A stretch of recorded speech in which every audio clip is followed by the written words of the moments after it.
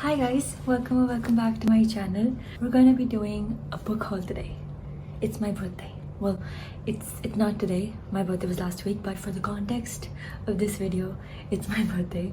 And I got a few books from a few of my friends, and I thought that I'm not gonna have a better opportunity to do a book haul video, because for the past few months what I've been doing is I have sort of made my book buying process a bit more stricter, because I buy so many books and then I end up reading almost none of them. So for the past few months I have been buying one book, reading that book, and only when I'm 70 to 80% through that book do I buy the next book. So there's no point in doing a book haul, because if you see my wrap-ups, those are all the books that I bought recently. Also, September wrap-up is coming soon. I just really wanted to do a quick video, and this felt like the perfect one. So I have a few books to discuss about. Let's talk about them. These are all of the books that I received, and I honestly have not seen such a big stack of books, new books, in a very long time. So I'm very excited, and let's get started. The first book over here is a new release, and honestly the cover for this book had been intriguing me for so long, but I'm kind of intimidated by this author, but I'm really glad that I got it. So it's Intermezzo by Rooney. This is a new release for 2024. I have read Rooney before, and I think I have very mixed feelings for her, because Normal People I'm sorry, I know, unpopular opinion, but I did not like Normal People. I had to DNF it. And I think a few months later I read, what's the name of the book? I read Beautiful World, Where Are You? And I really liked it, honestly. I think if I read this book now, I would have enjoyed it much more, because this is the kind of fiction, you know, just people just going about their general lives, but still having issues, still having things to learn about themselves, learn about relationships, all those, that kind of a story. I think I am gravitating more towards that kind of stories now. I think I would have really enjoyed it much more if I read it now, but still, when I read it, this was a very good book. I was intrigued about Intermezzo, and I'm glad I have the book now, because I don't think I would have went and bought it myself, because like I said, one good book, one not so good book, it puts you in a position about the author. I'll be very honest, I do not know what this book is about. I think so this book, I'm not sure. I think it follows two brothers who have recently lost their father, and they're both grieving. They have different ways of grieving, I think, and it talks about their relationships and how they're managing, how they're struggling, and all that stuff. And I think that's the kind of book that I would really enjoy. So that's the first one. Super excited. I don't know where to keep this. I have to remove this. Next up, we have another book that I have been wanting to read for so long, but for some reason I was intimidated by the author, so I never got around to actually buying it for myself, and that is Blue Sisters by Coco Mellors. I read Cleopatra and Frankenstein, I think earlier last year or early this year. It's been a year or more than a year since I read that book, and it was a very weird book, honestly. It was different than any of the other books that I had read till that time, but I still remember parts of that book because they were so vivid, they were so real. And like I said, I think because now I'm gravitating more towards those kind of stories about real people, real life struggles, I think Coco Mellors, this book will be, it probably will be a good hit for me. I'm actually currently in the middle of this. I'm 100 pages through and I'm really enjoying it. A lot of people have said that this book is better than Cleopatra and Frankenstein, which is honestly music to my ears, because I liked Cleopatra and Frankenstein, but it wasn't a 5-star read for me, and I am always on the search for a 5-star. Okay, this book, the plot is, I think, a little bit similar to Intermezzo, if I was right about the plot of Intermezzo. So this book follows the Blue Sisters. There are 4 sisters, and one of them, the I think second youngest, Nikki, she dies, and the book starts off with our 3 sisters literally living in different parts of the world who have not had any physical contact with the family for that past 1 year. And on the day of their sister's death anniversary, 1-year death anniversary, they get to know that their parents are planning of selling off their childhood home. So now they are kind of like meeting together, getting back together in trying to save that childhood house, where on one hand it is a source of great grief for them, because that is where their sister died, but at the same time it's a place of great love and joy, because that is where they had a relationship with their sister. So I think I'm gonna really enjoy this book. I am enjoying it a lot, and yeah, I'll let you guys know soon about this, definitely. Next up, we have one of my favorite authors, probably my favorite authors. I think Stephen King and her are there up there. There is The Four Winds by Kristin.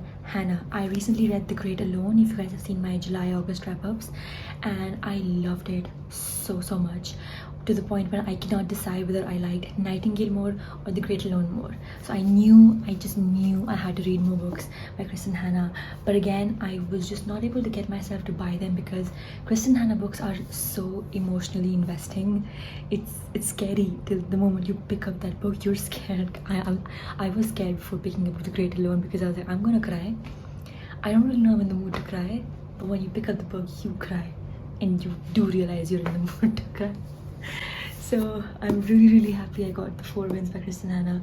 I definitely want to read this book, but probably after some time, because like I said, I recently just read a very book by Kristin. This is about the story of Elsa Martinelli and how she had a nice house, a nice livelihood on a farm and everything, and then the Great Depression hit in the 1930s, and then, you know, whatever challenges that she had to make, her family had to make. And I think because Kristin writes more historical fiction, women fiction, this book is definitely going to be focused, I think, more on Elsa herself. And that sounds great to me. I think I just love how Kristin books are like, they give you a little glimpse of history as well, that these things happened and they impacted people. Because I think, at least for me, I think when you read about historical things, you kind of forget that, you know, it actually happened. There were actual human beings like us that were affected by that thing. So I think reading Kristin books just brings that into perspective. I don't know why, but yeah, I am very excited about this book, if you guys cannot make out. Okay, we have The Kite Runner by Khaled Hussaini. I actually have not read a single book by Khaled Hussaini, and I don't know why. I did read a few glimpses of A Thousand Splendid Suns when I was in school, and I realized this is too dark for me. I'm too young for this, and I stopped reading it. And I never actually picked up another Khaled Hussaini book. Again, I think I was kind of intimidated by it. If you do not understand, these are basically books by authors that kind of intimidate me, so I'm really glad that I got them as gifts, because I do not know if I would have picked them up on my own. So yeah, The Kite Runner. I think this book, even non-readers have read this book, and everyone has had great reviews about this book. I don't know why I have not picked it up yet. I don't. It is set in Afghanistan, and it follows two young boys who are friends, and just their lives just shattering. This is gonna definitely make me cry, but I think it's high time I pick up this book. It's high time. Next up, I am so excited about this book. Remember how I just said my favorite author, Stephen King and Kristin are up there? We have a Stephen King book, and we have a Stephen King book. Look at this. Are you looking at this? This book is The Stand, and if you again have seen my previous wrap-ups, I have been going through the Castle Rock stories by Stephen King, but I also have been wanting to get into the Dark Tower series, which is his fantasy sci-fi kind of series. And the first place to begin the Dark Tower series is to read The Stand, which, I mean, this is not a very good starting point, honestly. I do not know the plot of this, and I do not want to know the plot of this. Oh yeah, this is a dystopian novel.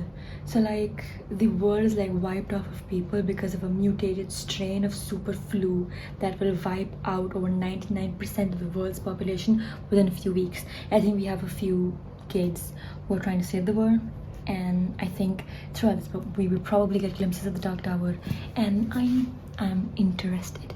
But again, I have to be in the mood for this. I just have to be able to pick this up. But still, nonetheless, I am very happy that I got this book. I mean, I got a Stephen King book. I don't think there's a better birthday gift than a Stephen King book, which is this fucking thick. Okay, we're down to our last two books. The first one being Station 11 by Emily Sane. Emily St. John Mandel. This is a sci-fi novel from what I know, and I've heard great reviews about this book. Great reviews. That it's a short, sweet, but mind-blowing sci-fi book. Oh, this book is also kind of dystopian. It's the same, a deadly virus touches down North America. The world will never be the same again. Honestly, it has a blurb by George R.R. Martin saying it's beautifully written, wonderfully something, a book that I will long remember. That's all I need to know. I've heard just great things about it from so many people, and I do not need to know what the plot is, what the story is, for me to be excited by it. Honestly, it's just sometimes you just listen to some people praising a book, talking about little things about the books, and it just intrigues you. This is one of those books. I just heard so little and I got so excited very fast. So I'm very excited for this. Finally, the last book we have here is Tom Lake by Ann Patchett. This book was, I think, Reese's book club pick, and Ann Patchett is a very good author, literally in like the top 100 books that have been decided for the 21st century so far. She has like 2 or 3 books in the top 100. Tom Lake, Dutch House, Bel Canto. And when I saw that list, I was like, I need to start reading Ann Patchett as well. And I think Tom Lake is the perfect place to start because it's the most recent book, as well as it's the more lower ranked books as compared to her other books. So starting low, ending high, perfect. It's perfect. But I still think that starting low is going to be still very good because it's in the top 100 books. So I'm very excited.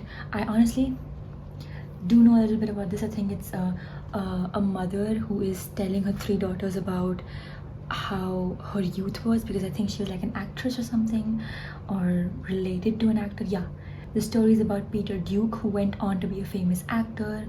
The story is about falling in love with Peter Duke, who isn't famous at all. So I think, yeah, Lara is telling the story to her 3 grown daughters about living at that time, I think in the 80s or 90s, and falling in love. And I just feel like this book is just gonna be vibe. No plot, just vibe, and I'm excited for that. I really am. Yeah guys, that is it. These are all the books that I got for my birthday, and I'm very thankful that I got them. Okay, so we have 7 books. 7 books. Wow, amazing. Honestly, I cannot wait to read these books. We'll definitely be seeing more videos with these books, whether it be reading vlogs or wrap-ups or recommendation videos. But yeah, I hope you guys enjoyed this video. I hope you guys liked any of the books that I showed. If you've read any of the books, please let me know, all of those things. So yeah, thank you so much for watching. I'll see you soon. Bye.